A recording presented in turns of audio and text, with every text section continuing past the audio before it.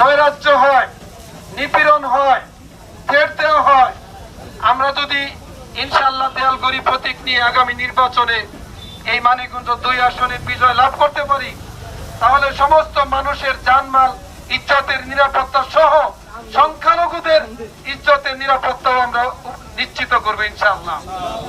এই দেশের একটা মানুষও কোন রকম হয়রানি জুলুমের শিকার হবে না, কোন ব্যবসায়ী চাঁদাবাজির শিকার হবে না। আমরা দেয়ালগড়ি প্রতীক, এটা জনতার ঢাল হিসাবে আমরা ইনশাআল্লাহ মাঠে থাকবো।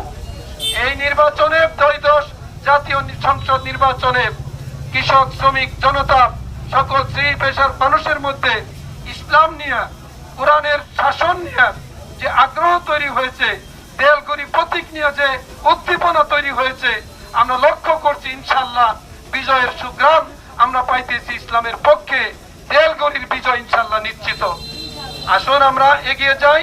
আপনাদের সবাইকে আমি বলতে চাই, এই মার্কা কি আছে? ইনসাফের মার্কা কি আছে? শান্তির প্রতীক কি আছে? কৃষক শ্রমিকের মার্কা কি আছে? গরিব দুঃখী মানুষের মার্কা কি আছে? জনতার মার্কা কি আছে?